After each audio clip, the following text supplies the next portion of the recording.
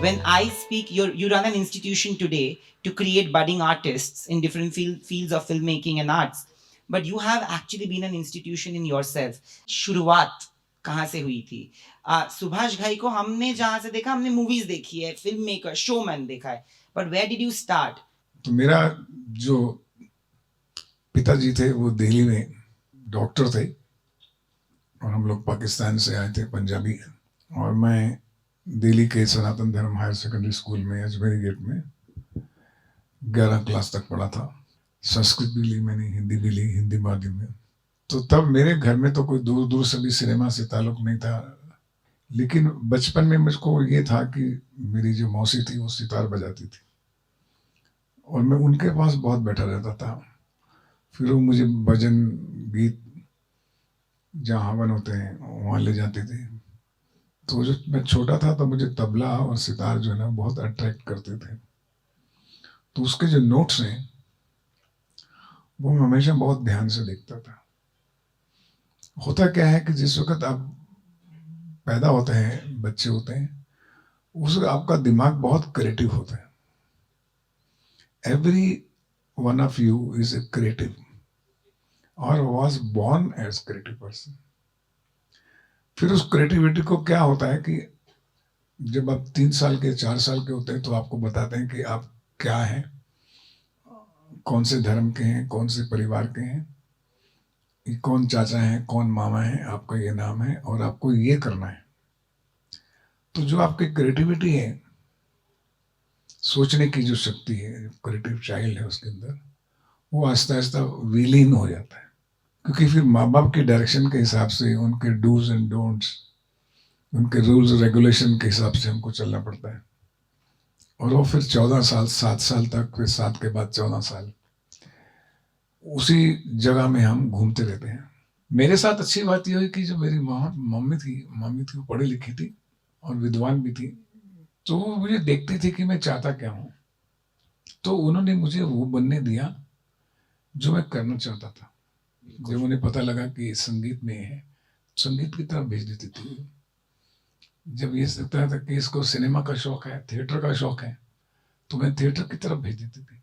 School में हम लोग कभी प्ले करते थे और वहाँ मैगजीन में कहानियां भी लिखते थे। तो मुझे कहानियां लिखने का बहुत शौक था, कहानियां पढ़ने का बहुत शौक था। आप मानेंगे नहीं कि जब मैं 8th 9th 10th स्टैंडर्ड में था तो मैं दिल्ली रेलवे स्टेशन है, जो दिल्ली रेलवे स्टेशन, वहाँ जो बुक स्टॉल होता है प्लेटफॉर्म पे, वहाँ से डेली में एक उपन्यास लेता था।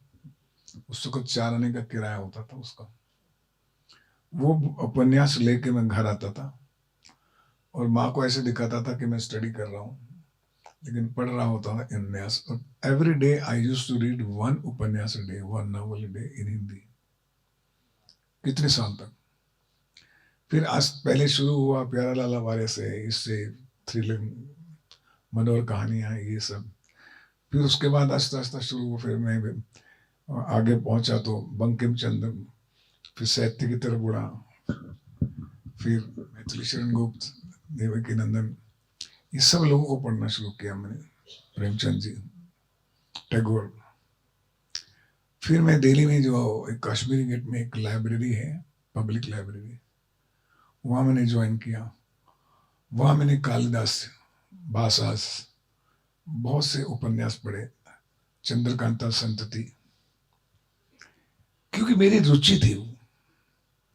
और मेरी माँ ने कहा कि तुमको ये जो करना तो जाओ, पढ़ाई तो होती रहेगी, 6 सवाल ही तो आने हैं एग्जाम में, कर लेना। पूरा साल गुजारते हैं हम लोग 6 सवाल को जवाब देने के लिए अपने एग्जाम में। ये हमारी शिक्षा प्रणाली है और उसी के दबाव में मरे जाते हैं। इतना बड़ा बस्ता लेके निकलते हैं, बस्ता लेके आते हैं। तो सबसे पहले मैं धन्यवाद करना चाहूंगा अपनी मदर को, जिन्होंने मुझे इनकरेज किया।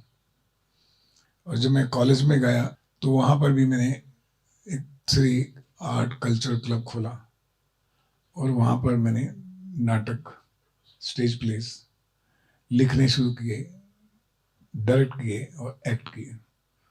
और 3-4 साल में मैं उस कॉलेज को यूथ फेस्टिवल के लेवल पर, यूनिवर्सिटी लेवल पे मैंने गोल्ड मेडल लिया, ट्रॉफीज ली और बहुत कुछ मैंने पाया उसमें। बीकॉम मेरे पिताजी चाहते थे कि मैं चार्टर्ड अकाउंटेंट बन जाऊं, क्योंकि मैं अपने पिताजी से बहुत डरता था और समझ, क्योंकि उनको था कि ये जो गाना वाना है ना, ये सब मरासियों का काम है, इसमें कोई इनकम वगैरह नहीं होने वाली है। बड़े बनोगे, पढ़ोगे तो नौकरी मिल जाएगी। तो मैं माँ को पूछता था, क्या मैं पढ़ूंगा सिर्फ नौकर बनने के लिए?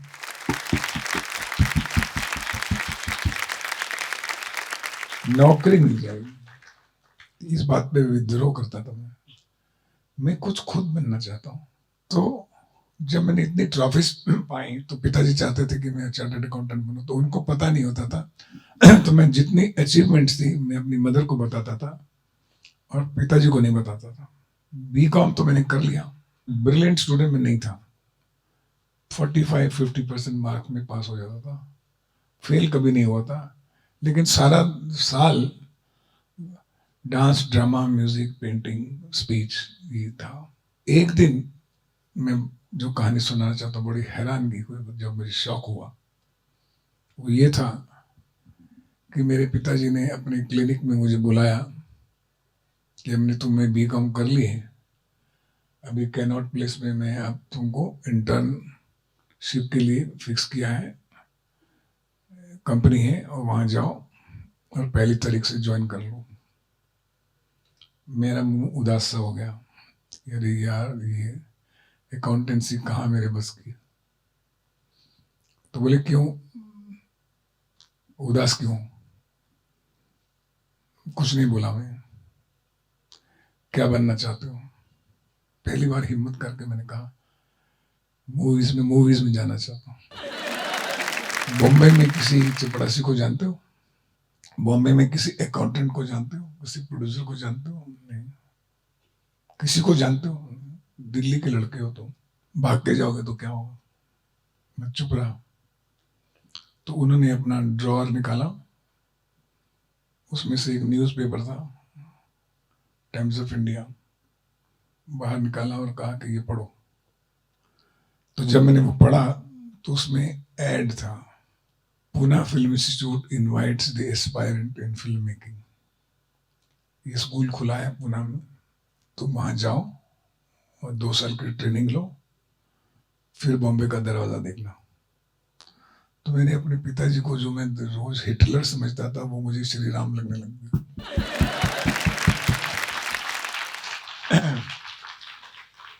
सबसे बड़ी जो मेरी जिंदगी में टर्न था वो यही था कि उन्होंने मुझे पूना फिल्म इंस्टीट्यूट भेजा और मैं वहां 2 साल गया। तो उन्होंने कहा भी तुम अच्छे दिखते हो, एक्टिंग में आ जाओ। B.R. चोपड़ा साहब थे उस वक्त उनके एग्जाम में। मैंने डायरेक्शन के लिए और एक्टिंग के लिए अप्लाई किया था, तो उन्होंने कहा नहीं तुम एक्टिंग करो। तो परफॉर्म करके दिखाया तो कुछ अच्छा लगा उनको कि मैं तुम एक्टिंग में आ जाओ। तो मैं एक्टिंग कोर्स में था। अब मैं आपको एक बात यहाँ बताना चाहता हूँ कि जब भी कोई काम कर रहे हो आप, सिर्फ वही काम नहीं होता है, उस काम के अलावा और भी चीजें वातावरण में होती हैं। आप काम से ज्यादा वातावरण की तरफ भी ध्यान दीजिए, उसमें भी बहुत कुछ पड़ा है जहां आप सीख सकते हैं। मेरे जितने भी 10 एक्टिंग स्टूडेंट थे वो एक्टिंग ही करते थे, जो लिखा है जो टेक्स्ट में है वो पढ़ते थे। लेकिन मैं क्या करता था कि इंटरवल में या छुट्टी मिले में मैं डायरेक्शन कोर्स में भी चला जाता था, मैं साउंड डिपार्टमेंट में चला जाता था, मैं म्यूजिक डिपार्टमेंट में चला जाता था, मैं दूसरे लेक्चर्स भी सुनने चला जाता था कि फिल्में बनती कैसे हैं। फिल्में मैं देखता था हिंदी की पहले दिल्ली में, वहां मैंने वर्ल्ड सिनेमा देखा, बड़े बड़े डायरेक्टर्स जो वर्ल्ड के थे, Kurosawa, Godard, Fellini, French cinema, German cinema. तो मेरी विशालता और बड़ी। तो मुझे पूना इंस्टीट्यूट की मैंने एक एक ईंट, एक एक पौधा के साथ अपना रिश्ता बनाया और मैंने सीखा। ध्यान रखिए, ये भी टीचर, शिक्षक आपको शिक्षा नहीं देता है, ये विद्यार्थी है जो शिक्षा लेते हैं। Teacher does not teach you, it is student who learns. तो आपकी जिम्मेदारी आपकी है, टीचर की नहीं है। उसने तो बता देना आप तो उस एटमॉस्फेयर से जो फिल्म इंस्टीट्यूट में मैंने सीखा वो मुझे आज तक बहुत काम आता है। और फिर मैंने अपना एक मेंटर बनाया, उनका नाम था ऋत्विक घटक। ऋत्विक घटक एक फिल्म मेकर थे जो सत्य तरह के कंटेम्पररी फिल्म मेकर थे। वो हमारे वाइस प्रिंसिपल थे। मैंने उनके चरण पकड़ लिए। दिल्ली वालों की आदत होती है कि जिसका काम हो उस चरण जल्दी पकड़ लेते हैं। पापा मम्मी चाचा तो बना ही लेते हैं हम। तो जो दिल्ली की स्मार्टनेस थी वो भी मुझे काम आई। आर्टिस्टिक एक्सप्रेशन कैसे होता है, इस क्राफ्ट कैसे होता है, ये सब चीज़ें कैसे होती हैं, हम कहानी कैसे बताते हैं, ये कैरेक्टर कैसे डेवलप करते हैं, ये मैं उनसे तकरीबन सीखता था। वो बात अलग है कि मैंने जब बॉम्बे आया तो फिर मैंने ये डिसाइड किया कि आर्ट सिनेमा की तरफ जाना है या कॉमर्स की तरफ जाना है। तो मैंने कमर्शियल सिनेमा को चुना क्योंकि मुझे सक्सेस की बहुत सख्त ज़रूरत थी। पिताजी को जो पैसा दिया था वो वापस भी करना था। कितने पैसे दिए थे आपको? मेरे पिताजी ने मुझे कहा कि 2 साल तुम्हारी ट्रेनिंग दूंगा, 2 साल तुम्हें बॉम्बे में रहने का खर्चा दूंगा, उसके बाद मैं तुम्हारा बाप नहीं। आप समझ लीजिए। तो प्रेशर था मुझे। फिर मैंने स्ट्रगल भी की बॉम्बे आके 2 साल। अब यहाँ से जीवन का संघर्ष शुरू होता है। जब आप दुनिया में जाते हैं तो पूरी दुनिया आपके सामने खड़ी होती है। कुछ लोग आपका साथ देते हैं, कुछ लोग आपके विरोध में होते हैं, कुछ लोग आपको ह्यूमिलेट करते हैं, कुछ लोग आपको प्यार करते हैं। लेकिन आपको बहुत स्ट्रांग बनना पड़ता है। आपको ये समझना पड़ता है कि सारे अच्छे हैं। जब आप सोचते हैं कि सभी अच्छे हैं तो दुश्मन भी आपको अच्छा आदमी समझने लग जाता है। ध्यान रखना, यू कैन नॉट जज people, you have to like people. When you like people, people start liking you. People are like that. The more you love them, they will love you. But you have to love first. You have to respect them first. तब connection people से बनता है। फिर मुझे एक दो छोटी छोटी फिल्में मिली। एक फिल्म फेयर ने कॉन्टेस्ट करवाया था यूनाइटेड प्रोड्यूसर्स का। उसमें कुछ 3 एक्टर, उन्होंने 200-500 एक्टरों में से 3 एक्टर सेलेक्ट किए थे। उसमें से एक मैं भी था क्योंकि मैं परफॉर्म जरा अच्छा करता था। और उसमें एक दूसरे जो मेरे साथी थे उनका नाम था राजेश खन्ना।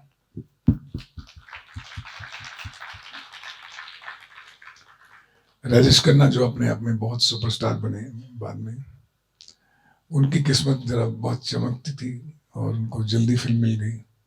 मुझे 1.5-2 साल बाद मिली। वो डायरेक्ट कमीशन में आए, मैं नीचे से आया धरती से। पहले छोटा रोल, फिर बड़ा रोल, फिर आराधना, फिर उमंग, फिर कुछ फिल्में एज ए हीरो भी मिली, 5-6 फिल्में। लेकिन जब मैं ये काम कर रहा था एक्टिंग, तो मैंने कहानियां तो बहुत पढ़ी हुई थी, नाटक भी किए हुए थे। एक होता है क्रिएटिव आर्ट, एक होता है परफॉर्मिंग आर्ट। ये पहले आपको समझना बहुत जरूरी है, जो हम नहीं समझ पाते हैं जब हम डिस्कवर करते हैं ऐसे। They are totally 2 different arts. Performing art वो होता है जो परफॉर्म करता है स्टेज पे। क्रिएटिव आर्ट वो होता है जो स्टेज के पीछे काम करते हैं। क्रिएटिव आर्ट वो है जो कहानी लिखते हैं, जो डायलॉग लिखते हैं, जो सीन लिखते हैं, जो डायरेक्टर्स हैं, जो टेक्नीशियंस हैं। परफॉर्मिंग आर्ट है वो जो एक्टर है, जिसको पर्ची पकड़ा दी जाती है कि भाई ये डायलॉग है, तुम्हें बोल देना। वो सिर्फ स्क्रीन में परफॉर्म करता है, बाकी उसने कभी ना सीन लिखा है ना उसको जब जाना है। उसको एक गाना दे दिया जाता है कि ये गाना ले लो, तुम लिप सिंग करके गा देना। वो गा देता है और पूरे जो व्यूअर्स हैं वो ये समझते हैं कि सीन भी इसने लिखा है, गाना भी इसने गाया है, और वो स्टार बन जाते हैं। बात सही? बात बिल्कुल सही। इसीलिए उसको स्टार बोलते हैं। स्टार का मतलब होता है मिथ्या। स्टार का क्या मतलब होता है? मिथ्या। कैसे? तो वो एक छवि है पर्दे की जो आपके सामने पेश की जाती है उस एक्टर को। जैसे आप किसी रेस्टोरेंट में जाते हैं, खाना खाते हैं, खाने में अच्छा लगता है आपको, बहुत वेटर आता है बिल लेके, आप उसको टिप दे देते हैं। आपने कभी नहीं पूछा ये खाना किसने बनाया, अंदर खाना बनाने वाला कोई और था, ये परोसने वाला है। परोसने वाले को पैसे दिए, ये परफॉर्मर है, खाना बनाने वाला वो क्रिएटिव है। Creative art and performing art का फर्क आपको समझना चाहिए। मैं आपको एक चीज बताना चाहता हूँ, जैकी श्रॉफ के साथ हमने एक इंटरव्यू किया था, बिकॉज सर आपने अभी क्रिएटिव आर्ट और परफॉर्मिंग आर्ट्स के बीच में डिफरेंस बोला। तो जैकी श्रॉफ ने एक इंटरव्यू में ये कहा है कि मैं जो आज एक्टिंग कर पाता हूँ वो सुभाष घई की वजह से है, क्योंकि मुझे लाइंस आते नहीं थे और बड़े बड़े डायलॉग्स होते थे और सुभाष जी हमको बाजू से दो लाइन बोलते रहते थे और दिखाते थे कि कैसे बोलना है या क्या तरीके से बोलना है. He used to enact those in the same diction and we used to just copy him and do it. So technically we are not stars, he's the star and he has said this. जैकी श्रॉफ बहुत शरीफ आदमी है, क्योंकि उन्होंने आपको बताया, बाकी जो 11 star में बताया उन्होंने बताया नहीं आपको। जो बाकी भी 10-11 स्टार थे वो नहीं बताते आपको, उनको तो था हमने किया है। तो ये उसकी शराफत है कि उसने कबूल किया। वो तो एज ए डायरेक्टर आपका कर्तव्य है कि आप एक नए एक्टर के साथ काम कर रहे हैं या सेमी स्टार के साथ या स्टार के साथ या वेटरन के साथ, तो आपका फर्ज है एज ए डायरेक्टर कि उस कैरेक्टर के जो स्टेटस है उसके हिसाब से आप उसको समझाएं। अभी हमने एक फिल्म बनाई थी सौदागर, दिलीप कुमार राजकुमार जो वेटरन लीजेंड रहे हमारे हिंदी सिनेमा के, उनके साथ 2 बच्चे थे, नए लड़का और नई लड़की, विवेक मुशरान, मनीषा कोइराला। अब आप सोचिए कि 2 बड़े बड़े वेटरन हिंदी सिनेमा के सुप्रीम एक्टर्स और ये 2 नए बच्चे, और वो फिल्म बना रहा हूं मैं, तो इसको कैसे ट्रीट करना है, इसको कैसे ट्रीट करना है, मनीषा को कैसे समझाना है, राजकुमार जी को कैसे समझाना है, दिलीप साहब को कैसे बताना है। और पिक्चर जब देखें तो अब लगे कि ये किरदार हैं, स्टार नहीं, कैरेक्टर्स बोल रहे हैं आपस में। तो वही तो डायरेक्टर की कुशलता है। पर एक और चीज है, आज के जमाने में इनसिक्योरिटीज तो हर किसी में है, हर इंसान में कुछ ना कुछ इनसिक्योरिटीज है, but as a director majorly आपके सारे मूवीज में सबसे बड़े स्टार्स ने स्क्रीन पे शेयर किया है, वेदर इट्स विमेन और men. You know your major films have always had huge ensembles as cast. आज के ज़माने में सारे डायरेक्टर्स जो आज के डायरेक्टर्स है वो बार बार यही बोलते हैं कि हम लोग ना मल्टी हीरो मूवीज बना नहीं पाते, क्योंकि हीरोज एक दूसरे के साथ काम करना चाहते ही नहीं है, कि उनको इतनी इनसिक्योरिटी है कि इसका रोल ज्यादा होगा, इसको फेवर ज्यादा किया जाएगा, तो हम लोग नहीं करना चाहते. वैसे कहा जाए तो राम लखन की भी जब रीमेक बन रही थी तो करण जौहर और रोहित शेट्टी ने भी यही कहा है कि the reason that they couldn't make Ram Lakhan का remake is because no 2 actors, young actors from this generation was okay coming together on screen. आपने वो बखूबी किया है, जैसे आपने कहा सारे मूवीज में, not just Saudagar. If you look at Karma, if you look at even a movie like Trimurti, even a movie like Ram Lakhan, आपने हमेशा से ऐसे किया है. तो आपने ऑन सेट इनको कैसे हैंडल किया? इसी जनरेशन वाइज फर्क पड़ता है। हमारे दादाजी अलग थे, हमारे दादाजी के यहाँ गांव से भी कोई आ जाता था तो उसको भी अपने घर में 4 दिन की जगह दे देते थे, है ना। फिर हमारे पिताजी अलग थे, हम अलग हैं, हमारे बच्चे अलग हैं। आज कितना मेटलिस्टिक वर्ल्ड है, आज total they are cut to cut, they want money, they don't want anything, respect, mutual relationship, affection, pause, सरलता, सहजता, सहनशीलता है ही नहीं। तो जनरेशन वाइज फर्क पड़ता है। ये अपनी तरह से तरक्की करेंगे, उन्होंने अपनी तरह से तरक्की की। अच्छे बुरे की बात नहीं कर रहा हूँ, जनरेशन में बदलती हैं चीजें। पहले पति परमेश्वर होता था, अभी पति पार्टनर है।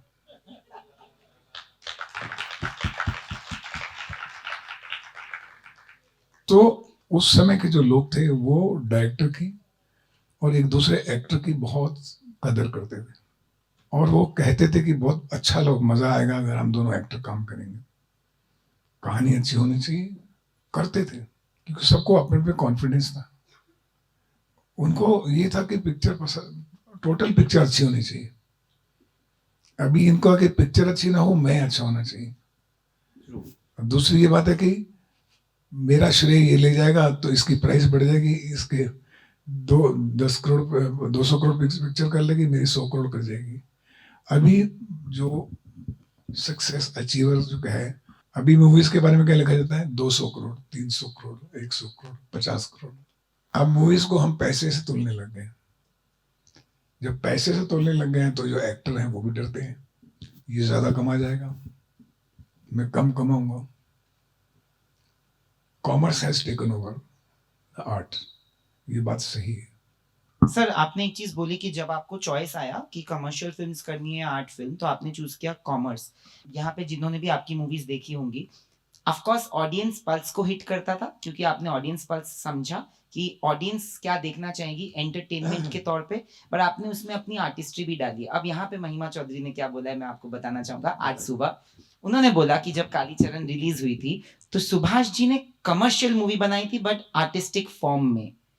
तो सुभाष जी को बहुत लोगों ने बोला कि अच्छा, because Subhash ji was the face of change at that point, किसी ने वो किया नहीं था. तो उन्होंने मुझे एक फनी स्टोरी बोली कि कालीचरण रिलीज जिस दिन हुई तो आप जब स्ट्रेस्ड होते हो तो आप कंबल ओढ़ के सो जाते हो, तो 4 घंटा आप सो गए. Then you got calls from your producers and from distributors saying that it has become a blockbuster, everybody is going crazy. What was your thought process before sleeping, taking that nap, and after taking that nap? Was it true? बिल्कुल सही है. लेकिन अभी तो आप exam जब देते हैं, आपने कितना भी अच्छा एग्जाम दिया हो, आपको लगता है शायद नंबर कम आएंगे, शायद मैं फेल ना हो जाऊं. वो तो होता ही है रिजल्ट से पहले. एंग्जाइटी बोलते हैं उसको, Absolutely. एंग्जाइटी ऑफ रिजल्ट तो रहेगा ही. हर अभी तक रहता है हमको. कितनी भी अच्छी बनाए लेकिन लगता है कि शायद उतनी अच्छी नहीं बनी जितनी बन सकती थी. शायद पब्लिक को पसंद आएगी या नहीं आएगी. वो टेस्ट जिंदगी भर रहेगा. मुझे सिर्फ जानना है कि आज भी आपका डिफेंस वही है कि जब आप स्ट्रेस्ड होते हो तो आप थोड़ा बहुत मतलब 3-4 घंटा एकदम आराम के लिए सो जाते हो and then you wake up refresh. क्योंकि मैं समझता हूँ कि जो नींद है सबसे अच्छी दवा है. जब भी आपको स्ट्रेस हो, कोई भी चीज का क्राइसिस हो, सबसे अच्छी नींद है. सो जाएंगे सब चीजें ठीक हो जाएंगी.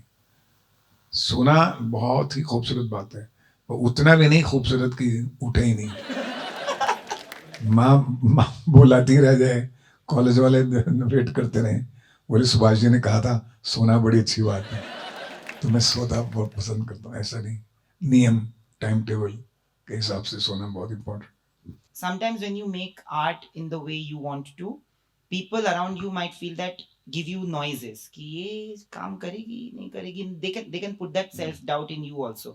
ऐसी कोई मूवी जिसके पहले लोगों ने आपको कहा हो कि यार ये तो नहीं काम करेगी, मुझे हमको नहीं लगता कि ये काम करेगी, पर वो चल पड़ी बिकॉज आपका कन्विक्शन था कि ये चलेगी. ऐसी 2 मूवीज प्रमुख रही मेरी जिंदगी में.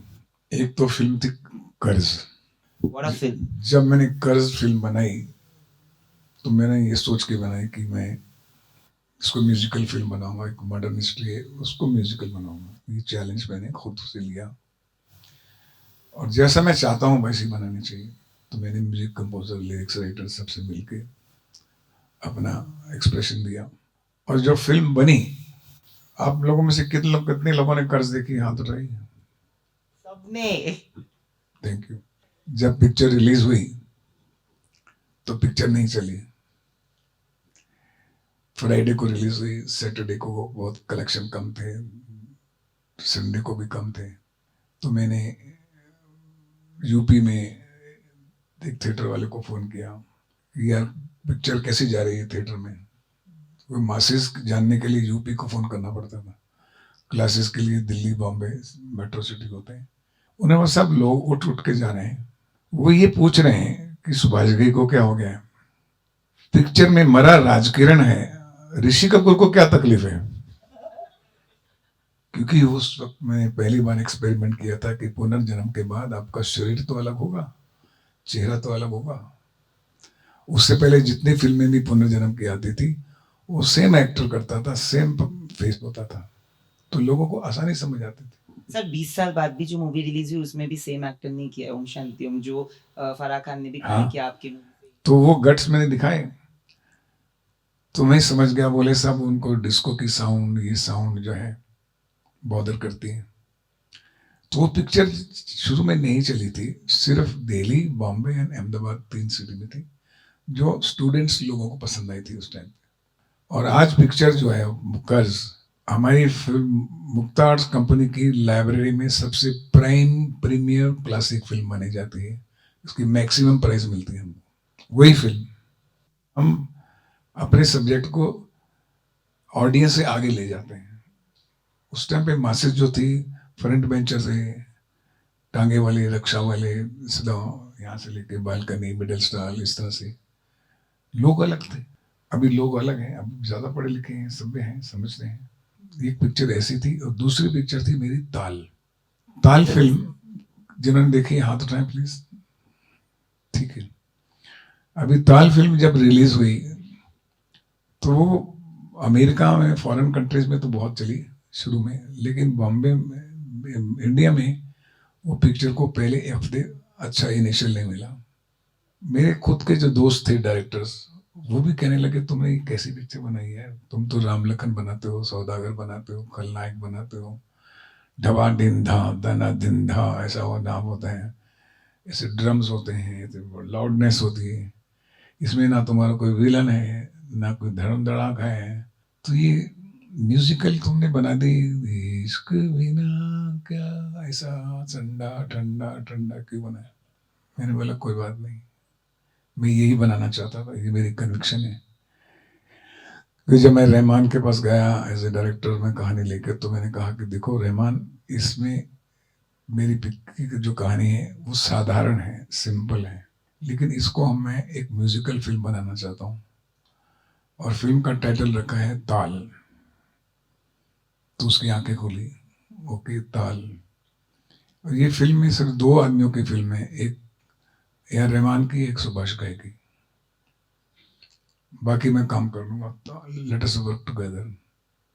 और फिर हम लोगों ने, दोनों ने जो काम किया है, आप मानेंगे कि उसका म्यूजिक बनाने के लिए हमें 71 नाइट्स म्यूजिक की कंपोजिशन में लगे, क्योंकि रहमान साहब रात को 9 बजे से सुबह 6 बजे तक काम करते हैं, जबकि मैं रात को 9 बजे से 6 बजे तक सोता था, पर उसके साथ मुझे जागना पड़ा।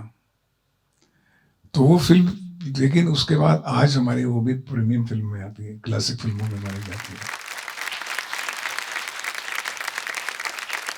तो कभी कभी आपको अपने काम का श्रेय बहुत देर से मिलता है, लेकिन आप अपने काम को अगर सत्यम शिवम सुंदरम समझ के करते हैं तो वो कभी फेल नहीं हो सकता। उसको सक्सेस हो सकता है जल्दी ना मिले, देर से मिलती है। बहुत सी फिल्में जो मेरी नहीं चली, जैसे फिल्म कृष्णा थी, कभी कभी हम समय से आगे निकलते हैं, कभी हम समय के पीछे रह जाते हैं। ये हमारी फिल्म डायरेक्टर्स की, राइटर्स की जिंदगी में होता रहता है। आपने एक मूवी की थी खलनायक, जहाँ पे चोली के पीछे is like one of the most iconic numbers. आज भी लोग वो गाना सुनते हैं, डांस करते हैं, सब कुछ। जर्नलिस्ट है ना, तो आगे चोली के पीछे भी आगे। नहीं नहीं, बहुत मेरी स्टोरी बहुत अलग है। स्टोरी यह है कि चोली के पीछे में तब के ज़माने की सबसे बेहतरीन एक्ट्रेस, जिनको डांस बहुत अच्छे से आता था, वो थी माधुरी दीक्षित। वो थी Neena Gupta. In her book has also mentioned that उस टाइम पे उनको बहुत छोटे मोटे रोल्स मिलते थे, जहाँ पे एक भिखारन का रोल या कुछ रोल, और उनका रोल वो काम करने के बाद जब वो मूवी देखने जाती थी तो देखती थी कि उनका रोल आधा कट चुका है। जहाँ पे 30 सेकेंड्स का रोल था, 10 सेकेंड भी उनको नहीं दिखाया जाता था। वहां पे आधे गाने पे आपने नीना गुप्ता पे फोकस किया, जबकि उन्होंने कहा है कि मुझे ना डांस आता था ना कुछ। सरोज जी ने और सुभाष घई ने मुझ पे ये कन्विक्शन रखा कि माधुरी जहाँ पे आधे गाने पे थी, तो उन्होंने मुझे भी वो फोकस दिया आधे गाने पे। That's called conviction sir, and I am pretty sure this is a story that not many people new, although we must have heard the song and danced to it so many times. What went behind your mindset when you did that, because it's a brave move. Neena Gupta ji को भी मैंने चोले के पीछे के लिए 30 second के लिए role दिया था, मैंने कोई बड़ा रोल नहीं दिया था उनको। और मैं जब मुझसे मिला तो मैंने कहा कि ऐसा है कि एक बहुत छोटा सा रोल है, तो उन्होंने कहा मैं छोटे रोल ही करती हूँ। तो मुझे याद है नीना जी के बारे में कि नीना जी का जो कैरेक्टर था वो फोक डांस में जो आंटीज होती हैं, जो एक बंजारन मुखिया होती हैं, जो सीनियर, वो कमांड करती हैं गाने को, हमारे फोक कल्चर में है ऐसे। तो हुआ ये कि मैं पहले दिन जब चोली के पीछे पिक्चराइज करने गया सेट के ऊपर, तो हम लोगों ने कोरस डांसर बुलाए थे बहुत से। तो पता लगा कि जी माधुरी जी को फीवर हो गया है सुबह और वो सेट पर नहीं आ सकती। तो मैं बोला क्या करें, शूटिंग में कभी कैंसिल करता नहीं था। मैं बोला चलो डांसर आए ना, तो डांसर का जो गाने का एंड पार्ट है जब पूरा हॉल डांस कर रहा है और सब कोरस डांस करते हैं, वो बीट आती है ना, तक चक तक चक तक चक तक चक तक चक, वो पोर्शन ले लेते हैं सरोज को। मैंने कहा सरोज वाज माय कोरियोग्राफर, तो उसने कंपोज किया कोरस को। तो मैंने बोला नीना जी आई हुई हैं क्या? बोला हाँ नीना जी आई हैं, तैयार है मेकअप के साथ। मैंने नीना जी को बोला सर, मैं नीना जी एक काम कीजिए, माधुरी तो है नहीं, आप कोर्स में आ जाइए। तो फोक में आंटी भी तो सीनियर भी तो कर सकती है। वो जो करने लगी तो पता लगा हम हंसने लगे, क्योंकि उनको डांस आता ही नहीं था, बिल्कुल नहीं आ रहा था, कुछ स्टेप ही नहीं हो रही थी उनसे, बेचारी कभी इधर गिर रही थी कभी उधर गिर रही थी। तो सरोज ने बोला कि देखिए इनका थोड़ा पार्ट ही रखिए, पूरा कोरस का एंड जो क्लाइमेक्स है वो मत दीजिए। तो मैंने बोला नहीं ठीक है, जितना शॉट दिया उतना ठीक है, आप बैठ जाइए, आइए आइए आइए। तो बेचारी वो हताश सी हो गई कि मैं अच्छा नहीं कर पाई, होता ना पहला दिन। मैं बोला आप फिक्र मत कीजिए, मैं अब आप समझ गया हूँ। इसी नीना जी के एक फेस में बड़ी स्ट्रेंथ है, अगर आपने देखा होगा, नोट किया होगा, इंटेंसिटी है उनके फेस में।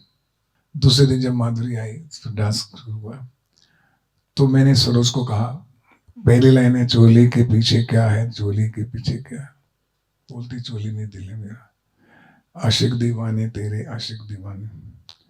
मैंने बोला ये जितने शॉट्स है ना, ये सब नीना जी पे मैं शॉट करता हूँ। बोले नीना जी पे? मैं बोला हाँ, लेकिन नीना जी डांस नहीं करेंगी, उनका सिर्फ टाइट क्लोजअप आएगा, इतना क्लोज लूंगा। चोली के पीछे क्या है, चोली के, इतना ही आई से टाइट क्लोजअप से अगर आप गाना देखेंगे Absolutely. तो थ्रू आउट, तो उसकी जो पावर है, power of a senior folk dancer, she commands the troupe, और उसकी वजह से उनको बहुत क्रेडिट मिला। Absolutely, sir. उनका इंप्रेशन उतना ही पड़ता है जितना माधुरी का डांस था। माधुरी को तो डांसर जानते ही थे लोग, लेकिन उस वक्त उसका आना, उसकी पावर को मैंने नहीं खोया, वो पावरफुल कैरेक्टर था। फिर जब ये सीन आया, जो सीन, तो एक्टर तो बहुत अच्छी है, वो थी भी पहले भी अभी भी है। तो कभी कभी डायरेक्टर को ये चीज़ों का सामना करना पड़ता है और उसको इम्प्रोवाइज करके लेना पड़ता है। अब किस्मत ये है कि वो गाना भी चल गया, फिल्म भी चल गई, वो भी चल गई, लेकिन जब बातें निकलती हैं तो फिर ऐसे ही निकलती हैं। ऑडियंस बहुत टाइम से वेट कर रही है, audience actually wants to interact with you. जी बोलिए। सुभाष जी नमस्कार, अनंत विजय नाम है मेरा, दैनिक जागरण में काम करता हूँ। यूसुफ साहब यानी दिलीप कुमार साहब और राजकुमार साहब, वो दोनों एक्टिंग के दो ध्रुव थे एक जमाने में जब आपने उनको साइन किया। अव्वल आपने ये सोचा कैसे कि इतना डिफिकल्ट पेयर कर लेंगे हम, और अगर सोचा तो फिर उसको क्रियान्वित कैसे किया, मतलब उन दोनों को एक साथ लाए, और शूटिंग में कोई क्या दिक्कत हुई आपको? क्योंकि दोनों का ईगो एवरेस्ट के ऊपर था मुझे लगता है। तो आप अगर उस एक्सपीरियंस को हमारे साथ साझा करेंगे, उस अनुभव को, तो आपका बहुत शुक्रगुजार होऊंगा। देखिए पहले तो मैंने स्क्रिप्ट लिखा था, कहानी लिखी, फिर ये सोचा कि चलो इन दो एक्टरों को, वेटरन को लेते हैं। तो जब मैं फाइनल कर रहा था अपने विश लिस्ट में, तो मेरे राइटर्स ने, असिस्टेंट ने बताया कि भाई ये दोनों तो काम ही नहीं करेंगे साथ में। मैं बोला क्यों? बोले 35 साल से एक दूसरे की शक्ल नहीं देखते, 35 साल हो गए इनका कहीं झगड़ा हुआ होता, उसके बाद अगर जो उस पार्टी में वो जाता है तो वो नहीं जाते, वो जाते हैं तो वो नहीं जाते। Dilip Kumar and Rajkumar, they used to hate each other. मैं बहुत मुश्किल में पड़ गया, क्योंकि जब एक्टर दूसरे को पसंद ना करें तो आप उससे परफॉर्मेंस कैसे ले सकते हैं? और जबकि वो दो दोस्तों की कहानी, 3 जनरेशन की कहानी की, बचपन में से दोस्त थे, बुढ़ापे तक दोस्त हुए। लेकिन मेरा ये मानना है एज ए डायरेक्टर, अगर आप अपने सच्चाई पे विश्वास रखते हैं, आप में अगर विश्वास है कि मेरी कहानी अच्छी है और ये कैरेक्टर ये दोनों कर सकते हैं और दोनों को जस्टिफिकेशन मिलेगा, फिर डर नहीं होता। तो मैं दोनों के पास गया और दोनों को मैंने ये कहा कि ये कहानी है। तो दोनों ने मुझे पूछा कि इसमें दूसरा किरदार कौन कर रहा है? तो दोनों को मैंने कहा कि आपका दुश्मन है। तो दोनों मुस्कुराए, उनको मेरे पे तो विश्वास था ही एज ए डायरेक्टर। दिलीप साहब भी मुस्कुराए कि सुभाष तेरे को संभालना मुश्किल हो जाएगा उसे। मैं जी मुश्किलों का मैं आदी हो गया हूँ और वही चाहिए मुझे। जब राज जी के पास गया, राजकुमार जी के पास, तो उन्होंने कहानी सुनी, भाई दूसरे दोस्त का रोल कौन कौन कर रहे हैं? मैंने साहब दूसरे रोल जो है वो दिलीप कुमार साहब कर रहे हैं।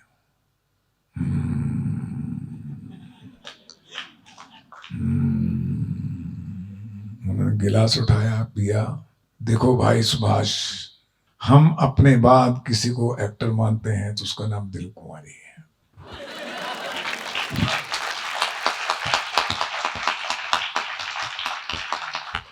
अब आपने नोट किया अपने बाद।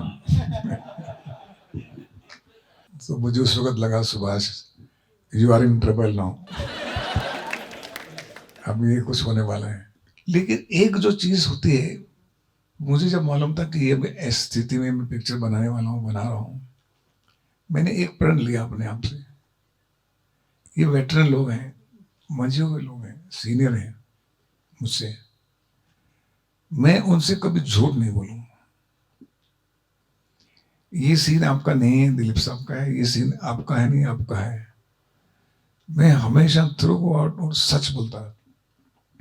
मैंने कभी भी मैनिपुलेट करने की कोशिश नहीं की, सिवाय एक बात के कि एक दिन मैंने, दिलीप साहब आपकी बहुत तारीफ कर रहे थे, राजकुमार को बोला, और राजकुमार को बोला दिलीप साहब आपकी बहुत तारीफ कर रहे थे, ताकि उनके दिल के अंदर एक दूसरे का स्नेह, यू क्रिएट लव।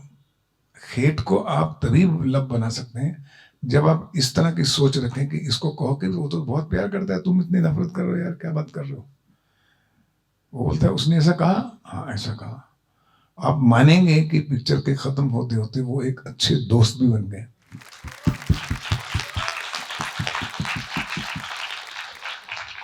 तो ये बहुत बड़ी अचीवमेंट थी एक रिश्तों के अंदर।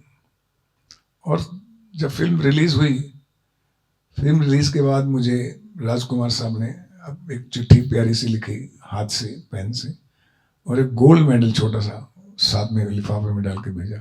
पिक्चर की तारीफ तो हो रही है, लेकिन हमारी भी तारीफ हो रही है। धन्यवाद। ऐसा कभी हुआ है कि आपको तहे दिल से इच्छा थी कि किसी के साथ काम करे, या फिर वो किसी डेट के इशू के वजह से कोई एक मूवी में, सपोज आपका एक कास्ट दिमाग में है और वो कास्ट बन नहीं पाया, तो वो कौन सी मूवी थी और कौन थे उसमें? बहुत सी मूवीज, लेकिन ये है कि दो एक्टर्स हैं जो मैं उनको बहुत जबरदस्त, मैं उनकी प्रशंसक रहा हूँ। एक है शबाना आजमी और एक है अमिताभ बच्चन। ये दो आदमियों के साथ मैंने काम नहीं किया, और शबाना हमेशा मुझसे कहती है कि इतने बड़े प्रशंसक हो, जाओ मरो, लिया तो नहीं मुझे पिक्चर में। मैं उनसे कहता हूँ कि देखो आपने इतना बड़ा मयार बनाया है अपना परफॉर्मेंस एज ए परफॉर्मर, उसके लिए मुझको कहानी भी तो चाहिए, कैरेक्टर भी चाहिए कि जो मैं उस मयार से ऊपर लिख सकूं जो आप पा चुके हैं। आज अमिताभ ने इतनी वैरायटी ऑफ रोल्स किए हैं लाइफ में, तो अगर मैं लिखूं तो लगना चाहिए कि इस तरह के अमिताभ कभी पहले आए नहीं थे। ये मेरा मानना है अपने आप में। तो ये वो वरिष्ठ और उम्दा सर्वोत्तम एक्टर में से है। बट आई होप ये हो जाए, हम लोग मैनिफेस्ट करेंगे कि ये हो जी हाँ, जाए। इस जीवन में होगा, इच्छा है तो हो जाएगा। आप कुछ कहना चाहेंगे? Hello sir, जी। मेरा नाम तन्वी है and I also aspire in to go in film making and all. So मैं बस ये पूछना चाहती हूँ आपसे that as you have inspired many people, so आपका कोई मैसेज, आप क्या एडवाइस देना चाहते हैं यंगर जनरेशंस को? और आजकल की जो जनरेशन है, मतलब वो फेलियर्स से कैसे कोप करते, जैसे कि अभी आपने कहा कि अभी कभी आपकी कोई फिल्म होती है वो उस टाइम पे फ्लॉप होती है, आगे जाके कल्ट क्लासिक बन जाती है। सो आपके शायद ये मैटर करता हो, तो फिर मतलब आप ये क्या एडवाइस देना चाहते हैं एस्पायरिंग फिल्म मेकर्स को लाइफ में करने के लिए एज वेल एज फेलियर से कोप अप करने के लिए? फेलियर जो वर्ड है ना, वो बहुत तंग करता है, और फेलियर से भय लगते हैं। फेलियर से अगर आप डर गए तो आप मर गए। फेलियर का दूसरा जो नाम है, असली नाम जो मैं समझता हूं, ट्रायल।